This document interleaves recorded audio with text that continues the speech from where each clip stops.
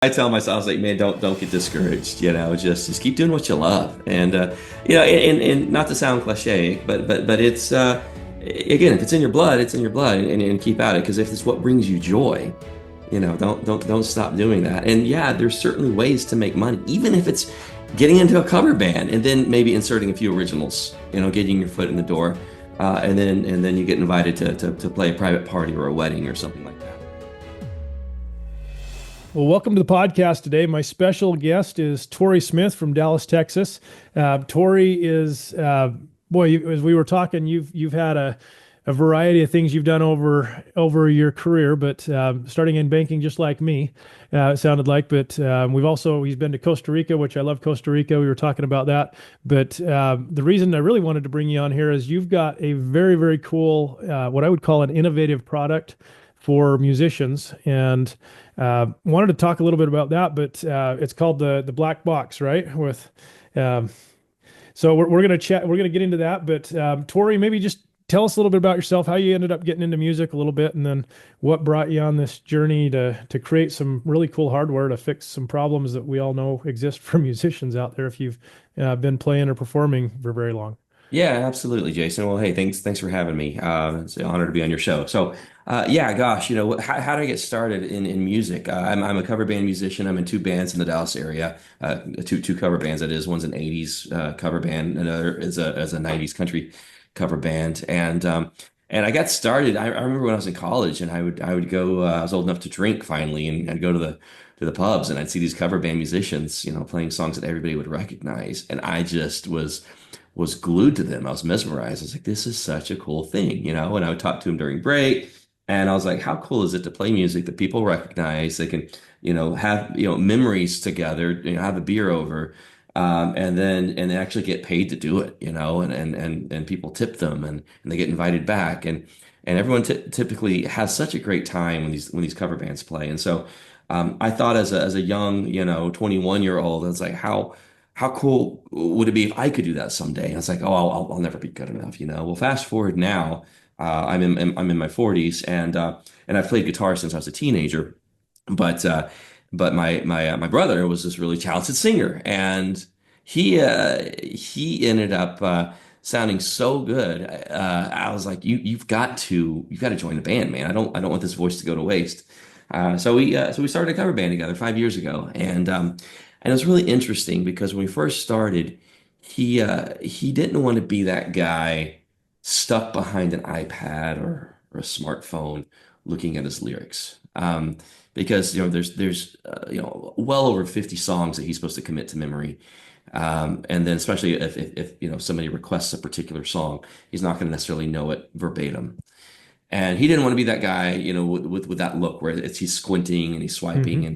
and all that. And so he went to his garage and got a shipping box from Amazon out and cut it up and put black duct tape all around it. And then he set his iPad inside of that cardboard box and set it on the floor. And he bought this Bluetooth page turner, and that became his poor man's teleprompter. And I thought, man, what a great idea, because people have no idea he's using any kind of teleprompter. And so I thought that was pretty novel of him. But then fast forward to about a year ago, I was showing a buddy of mine what he was doing, and he was like, "Oh my gosh!" We shook our heads. We're like, "There's got to be a better way." And so that's when we decided to build our own kind of teleprompter with a bunch of intelligence in it, right? The smart Nice. teleprompter that you can control with foot pedals. So we'll talk a little bit about that today as well. Very, very cool. So I love that. I love to see people innovate. I mean, I've been an entrepreneur for a long time, and one of the things I've realized over time is, people talk about doing businesses, but like a real entrepreneur is somebody who sees a problem and they're like, I'm gonna fix that thing. I'm gonna take responsibility for solving that problem for the world. And I feel like that's exactly what you've done in this case, which is awesome. I mean, talk a little bit about the story about that. I mean, making that box. I mean, how has that all come together? Because I mean, a lot of us, I think, who are listening are probably just musicians, but I don't think a lot of people appreciate what actually goes into making some awesome hardware, or, whether somebody's making an instrument or making a hardware or making a software. Tell the story. You've got to share your story about how this all came to be, with, being in the garage Yeah, and your buddy. I mean, it's an incredible story. absolutely. Yeah. So I kind of picking up from earlier when I was showing my musician friend of mine, what I talked to him during break at one of my gigs, and he saw this wrapped up box in duct tape. I said, man, there's got to be a better way. Well, he's like, oh my gosh. He goes, just this past week, I tripped over this big clunky box from it was from overseas. I won't mention the name, but it was a very very basic box where it just pretty much shows picture files. Didn't really have any intelligence built in. And yes, it was a teleprompter, but it was very rudimentary. And so my buddy happens to be a very, very intelligent, brilliant mind, one of the top, ranked software engineers in the world. And so the very next day, he ended up going into his garage, making some sketches on what this new teleprompter could look like, and ended up getting a CNC router, started cutting out the wood, starting putting prototypes together. And when he wasn't working on the hardware, he'd be working on the software. Basically, there's a motherboard inside, a Raspberry Pi motherboard inside, and he's a big Linux developer, and so this was all built on Linux. So everything's open source, right? Which for those of us that aren't super nerdy when it comes to computers, Yeah. that means we don't have to spend lots of money, any money on licensing to Microsoft or any of these other big companies. Which, by the way, all the software that comes bundled on this thing, you turn it on, the software is ready to go. There's no monthly service. There's no monthly subscription you have to subscribe to, right? It's just ready to go, which is another cool thing too. And when any updates that we add to this thing, we don't charge for. It's completely free service. Well, and so if I'm a gigging musician, I mean, I'm just thinking a lot of people have, I mean, we've all got our phones, we've all got our iPads, Hmm. and some of the challenges. I mean, there's some really great apps that have been developed that make it really easy to search and find stuff. But why would somebody, so the black box prompter that you have, Hmm. it's much bigger. So you got bad eyes, you're old, it's going to be a lot easier to look at, right? So that's one of the things. I mean, I guess just tell a little bit about what it is. And for those that are looking at the video, we can see this in the back. So if you want to check out the video or just go look online to go check this out. But I just think why would you? How are you going to convince me if I've got my phone or my iPad? Why would I want to consider something like this? And what are the things that would make it special? Problems that you may Absolutely. not even realize you have. Yeah, yeah. How much time do we have? I'm gonna Yeah, talk your ear off go about for it. all this. Wow. Well, for starters, having that iPad or that iPhone in your face that's blocking the view of the audience, it's just a bad look, right? It's first of all, it's distracting. Second of all, the audience is like, what is this, karaoke night? I thought I came to watch a live performance, not somebody read off of a screen, right? And again, there's no shame in having a teleprompter. I'm not dissing on anybody using a teleprompter or a visual cue. I mean, your pros filling out arenas, right? They have vast majority of them use teleprompters, and there's no shame in that. Okay, so I want to nip that in the bud. But well, why would we need something different when an iPad and the app on iPad, does all that already? Well, again, it's in your face, it's blocking the view, and it's just a very unprofessional look. So by having a black box prompter with you, first of all, it's on the floor. Okay. Now, I'm going to try to illustrate with my words here. This is Baltic birch plywood. It's a very thick, rugged box. So it's a very well built, handcrafted by master woodworker in Texas, and it's using Duratec speaker paint. And if you're not familiar with that speaker, that's your traditional kind of standard speaker paint that all the speakers use, speaker manufacturers use. And from the audience's perspective, it looks like a speaker wedge. They have no idea it's actually a teleprompter. Okay, they think it's just another floor wedge that another speaker on the floor, and it kind of blends in with the floor, and it's black, right? So hence the name of our company, Black Box. Now on the front side, we have a 24-inch shatterproof shield. This is polycarbonate. And I like to call out polycarbonate because this is the same stuff that you see the TVs on the patios at restaurants, to weatherproof the screens. Very, very sturdy material, and it's shatterproof, and it's different than plexi. So plexiglass is good, but polycarbonate, what we have here, is 30 times stronger. All Hmm. right. So true story. We had a couple months ago, we had a customer who said that his keyboard player's microphone stand fell down right onto his prompter and it just bounced right off, didn't scratch the thing, Hmm. nothing busted. And so that was a true testament of how sturdy these things are. In the corners, we have four magnets. So we have like a magnetic cover that goes on this to help protect the screen. On the side, we have an HDMI port to connect additional boxes to. We also have an audio jack. If you want to connect a speaker to it, you can certainly connect speakers to this. And now you could have kind of karaoke in a box. And a lot of folks that want to just pull up YouTube, or even as a hobbyist, you want to throw a party, you could connect a speaker to it, pull up YouTube, and now you have instant karaoke in a box if you want as another use case. But the main use case we've seen, we're targeting, we're talking to a lot of folks in cover bands, original artists as well, who maybe have some new music, and they don't maybe they don't have all their lyrics memorized just yet. We're talking to churches as well. A lot of church musicians, maybe they're not top tier professionals, right? And they need a little bit of a crutch or an assistance. We have great features for them where you can actually have multiple boxes and synchronize them. So you can have one kind of your worship leader, right, in charge, and then they can change the pages for everybody, and they're all Hmm. synced wirelessly. So there's some kind of cool features built in like that. So you can have multiple boxes. If you're a guitar player, you can appreciate that we have an auto transpose feature. How often does your singer say, "Ooh, wow, that's too high. Can you bring that down half a step?" Yeah, absolutely. You can go in within a couple clicks. You can change your chords. It'll transpose all the chords automatically within seconds. Nice. So some other features that you just really outside of an iPad, right? You're just not going to find anywhere else. Yeah, no, that's incredible. It's something that I think we all know that there's an issue, but unless you're running the big arenas and they have the TVs built in to the floor, so you don't even realize they're there. Hmm. There's at least so far as I know of, there's not a lot of great options to get away from that iPad if you need your crutch, right? Yep, exactly, So yeah, no, exactly. that's awesome. I'm curious. So with the podcast, one of the couple of questions I really like asking. One is if you could rewind the clock back, 20 years. You're in your 40s, I think. If you were sitting in front of the 20-year-old you that's just a young person trying to decide, gosh, do I want to do music or should I do music or just, what should I do?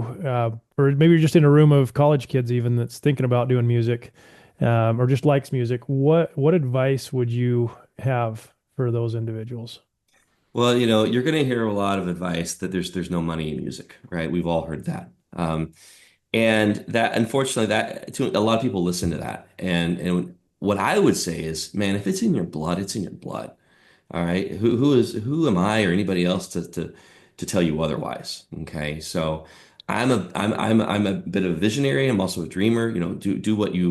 Do what you feel is right, what's in your blood. Don't go to a 9 to 5 working for the man if you absolutely hate it, right? So that being said, if you're in your 20s and you're starting to adult, I'm using adult as a verb, adult for the first time, you get expenses and maybe apartment rent and all these things. Yeah, maybe music doesn't pay the bills in the beginning, but that doesn't mean you can't chip away at it as a side hustle, right? So go do the 9 to 5 or even if or an Uber, whatever it takes to pay the bills, but don't give up on that dream of music. I would say just keep at it, but definitely have something to help pay the bills. But there's no reason why you couldn't do both. Yeah. I think a lot of the times when I talk to people, they're like, well, I just don't have time. And there's definitely seasons of life where you have less time. I mean, that's, Yeah. sometimes you're going to school, you got kids. I mean, you're working 40, 50 hours, but what I've realized over time is you find time for the things you really want to do. And the consistency I feel like is what really creates, especially with music, you've got to be consistent with it. You got to chip away at it. You're not going to just become this amazing musician overnight. It takes a lifetime. I feel like I still don't feel like I'm there, and I've been at it for, too many years now, right? Or you get humbled by watching a 12-year-old educate Right. you on these savants, right? These prodigies that are just running circles around you. We didn't have that as teenagers, right? We didn't have YouTube as teenagers, but now it's like, holy smoke, some of the Yeah, your talent that piano you're teacher seeing. might have just talked about, oh, there's some little kid somewhere that can, 6-year-old that can do it. And you're like, yeah, right, whatever. Yeah. Now you actually see them do it, and they're like, okay, yep. So, Yeah, yeah, but uh, I mean, and I tell myself, I was like, man, don't get discouraged. Just keep doing what you love, and and not to sound cliche, but it's again, if it's in your blood, it's in your blood, and keep at it because if it's what brings you joy, right. don't stop doing that. And yeah, there's certainly ways to make money, even if it's getting into a cover band and then maybe inserting a few originals, getting your foot Yep. in the door, and then you get invited to play a private party or a wedding or something like that. Which I have been very, very fortunate with my cover bands. We've quadrupled some of our sales because we started in the pubs, right? And then we would get invited to do a corporate event or something similar. And so there definitely can be money in it. But it's going to take work. It's not obviously like you said, Jason. It's not an overnight success. It's going to Right. take time. Well, and one of the things I really like talking to people about is, the podcast is called Successful Musicians. So, you were just talking a lot about, oh, well, success, you got to be able to make money. I'm just curious, what would you define, now that you've had a chance to kind of work in a lot of areas, you're doing the music thing too, but what do you define for yourself, I guess, as a successful musician? Ah, man, I would say that you know, earning any kind of money playing music to me is a success. It might be a small win. It might be somebody, coming up and tipping you a $20 bill. Okay. Now, no, you're not going to go, you're not going to go be able to buy a house with that. I get that. But the fact that somebody's willing to reach in their pocket and give you money or buy you a round of shots or whatever it is, to me, that's my definition of success. It's also my definition of being a professional musician because you're getting paid to provide a service, right? Yeah. And so I know that's it seems like it's setting the bar low, but for me, no, I see success in the small wins. Getting on base, getting to first base with that. You're not going to hit a home run every time, but to me that's success. There's a story. Speaking of getting tips as a cover band musician, there's a story I want to share that happened a couple years ago. My '80s band, we got a $1,000 tip. And I couldn't believe my eyes. During break, my sound guy came running frantically over. He says, "Hey man, check your Venmo. This lady said she just tipped you $1,000." And I'm like, "Ha, you're funny, man. Don't keep being my sound guy. Don't go into comedy. It's not." He's like, "No, I'm dead serious. She said she tipped you $1,000." I'm like, "Wait, what? Seriously?" And so I pull my phone up, I pull up Venmo, and sure enough, it says she tipped $1,000. And I'm like, is that a typo? Was it $100? Did she mean to tip $1,000? And I said, come show me where she's sitting. I want to go talk to her. Well, she had already stepped outside, but I talked to her friends. I said, what just happened? What? She goes, I'm going to tell you, her husband passed away a month ago. And this is the first time she's been out with friends. She's been very depressed, but you guys put such a smile on her face. And she's had the best time. She said she really wanted to do something special for the band. Hmm. And that moment, it wasn't the money. It wasn't the money that just almost made me choke up. It was that we made that kind of impact, and that music can have that impact. Here I am just doing my thing in front of a bunch of drunk people, right, every weekend. But there's this one person that was so touched and so moved that she felt compelled to treat the band to this massive amount of money that I was not expecting. And it was a Wow. it was a it was a reminder. It was just a sobering reminder on how music can touch people. And it was I'll never forget that moment. It was a very awesome feeling. And 2 days later, 3 days later, I kept checking it. Did she withdraw it? Did she have buyer's remorse? Did she wake up sober? No, and of course she didn't take it back. It stuck. But it was a very, very heartfelt reminder that how music can really, really move people.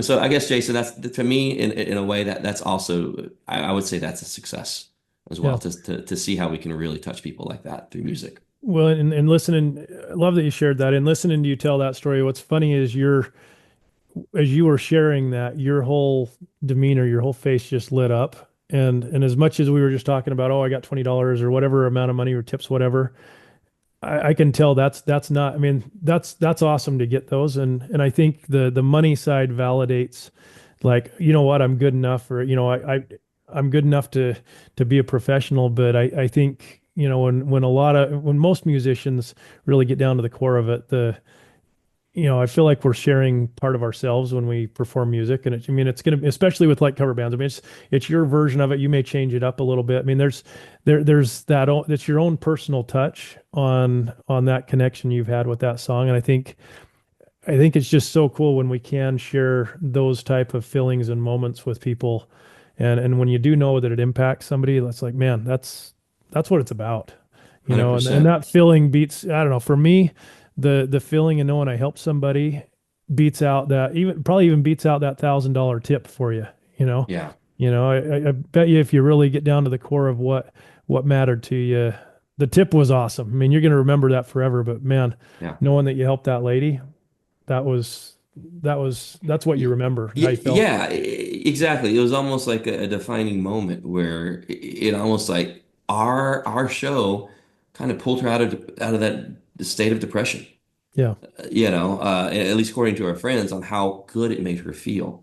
For her to feel motivated to do something like that. Now, speaking of engagement, so that's one thing I really like to talk about, with my bandmates, right? And I think we've seen success early because I said, guys, during break, don't go outside or go smoke your cigarette. I mean, go interact with the crowd. Just be yourself, be humble, be approachable, be genuine, because we all like to have, feel like we're rock stars for a couple hours on stage, sure, but break down that the barrier and then just go be human and talk to people on break. Yeah. And oh my gosh, they light up. They think, wow, and because for a couple hours they kind of look at you, even though we're just little local cover band musicians, they're in the moment. They kind of look at you like you are Steven Tyler. And we're the furthest thing from that. But the short of it is, being approachable, being human is everything. And so engaging with them. I do, back to the black box prompter for a second. I do want to mention something that helps with engagement or will help with engagement. We're about to launch here in the next month or so. And this doesn't exist anywhere else. I didn't tell you about this earlier, Jason. And Okay. you're on pins and needles. Like, where is he going with this? We're going to offer something really unique here pretty soon. We're calling it sing along. So already the prompter will have your lyrics, right? And we're now, and you can turn the pages. But how cool would it be if you're in the audience and you can scan a QR code and you can bring up the same lyrics in real Hmm. time that the musician sees on stage. And when that singer turns the page, it turns for you. That's And so cool. you don't have to search for it. You don't have to even so much as scroll. You just scan the QR code, boom, the lyrics are right there. So now the audience can actually see the words, because a lot of times they kind of mouth the words, or they forget how the chord or the bridge goes, and or whatever it is. But now they have the words right in front of them. That's super And so cool. that's another kind of feature that will help engagement. And then there's another feature down the road we're going to offer. This exists on the iPad, but we're going to be adding it to our box before the year's out. Is being able to request a song and tip the band. Scan a QR code, you have it tied to Venmo, Apple Pay, whatever, and you can tip the band. You want to request Sweet Caroline? Hey, Jason, thanks for Sweet Caroline. Your request. This is, appreciate the tip. This next one's for you. That sort of thing.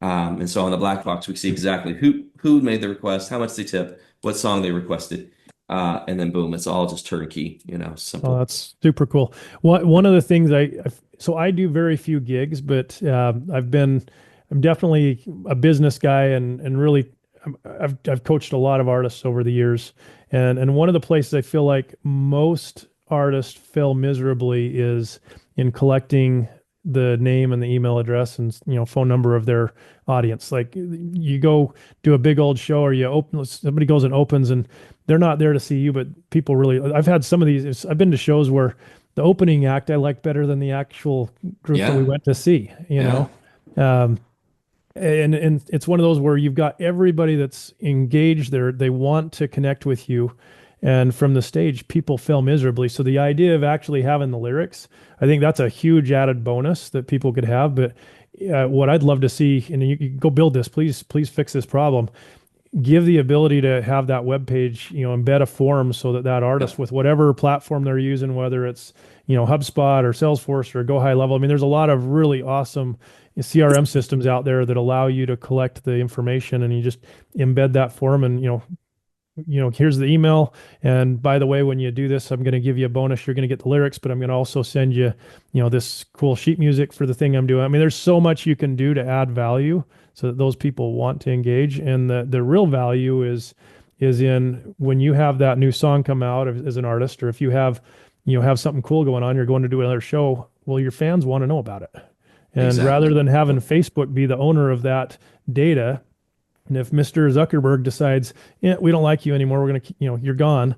You don't. The reality is, all these stupid social media platforms, YouTube, whatever, you don't own that page, and Right. you don't even have access to it. I mean, Facebook used to be great because everybody'd see it, but now, Facebook, you got to pay money just to have people see your posts, and then if you're lucky, you get like 1/20th of those people to even see it, which is, it's just so hard to connect as an artist. So the more you could help the artist connect via collecting emails. I mean, that'd be huge to Yeah, that's super engage. important. And I agree. So I think we certainly should, do like a one-time sign up. Hey, to use this feature, give us your email, your name, email, Yep. and that's all. We're not asking for their firstborn.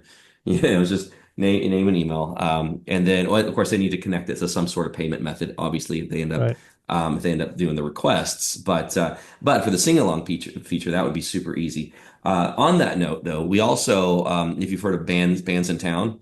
Bands in Hmm. Town is a free service. Now they have a premium service as well. But even the free service, you can put a widget with a form and capture email addresses, and they will send out the emails on your behalf. You don't even have to send the emails. You Yeah. just collect. You just publish your upcoming dates. The venue, the time and date, and boom.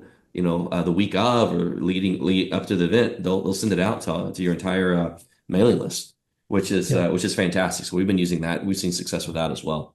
Well, and I love just rewinding back a little bit. You were talking about telling your band members go out and engage with the audience and just be human.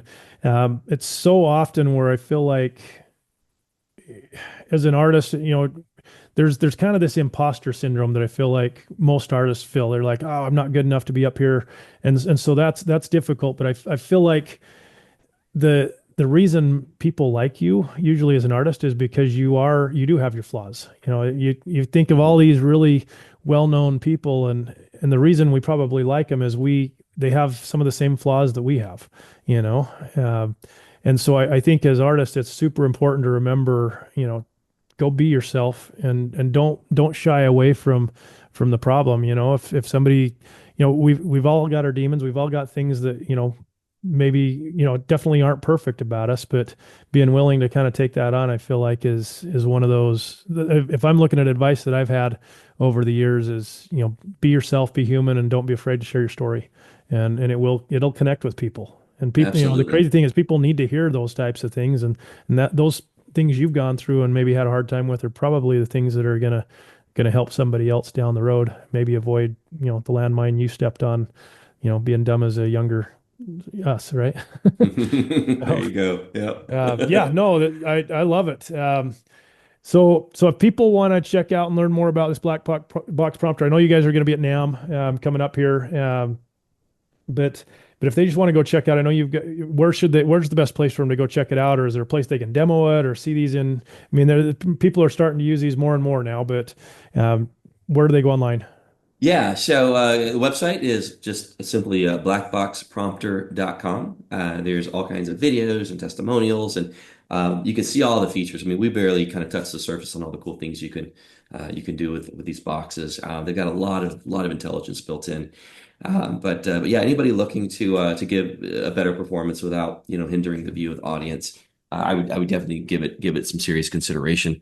And if you play in a church, talk to some of your fellow members there that might be interested in going in as well, because again, multiple ways to really take full advantage of it without hindering that view.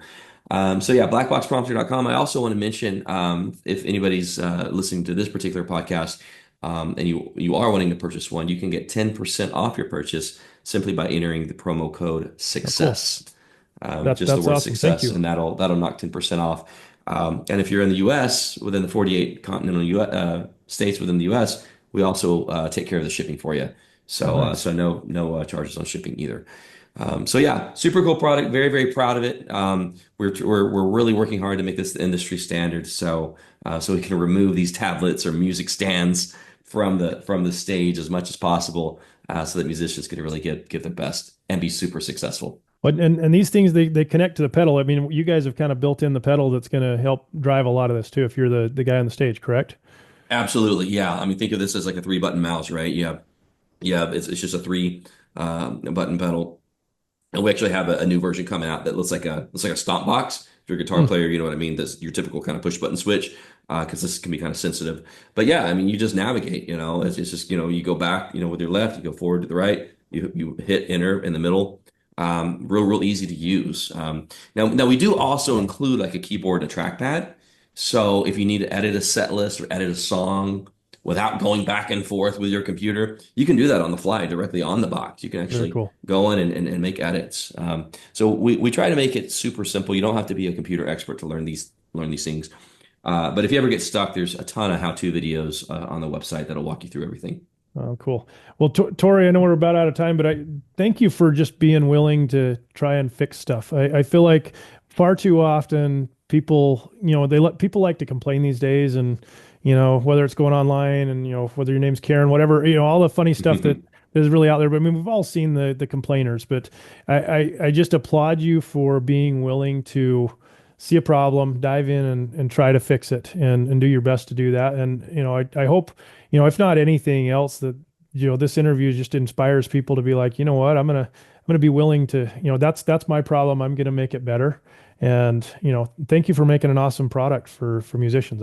I love it. It's we need more of that out there because that's how everything improves in the world these days. Absolutely, absolutely. My pleasure. And hey, and thanks for spreading the word on some of these innovative tools and whatnot to help us out. So really appreciate what you're doing as well. So thank you for that, Jason. Well, happy to do it. Thanks so much again, and we'll see you guys on the next one. Go right in. Here we go.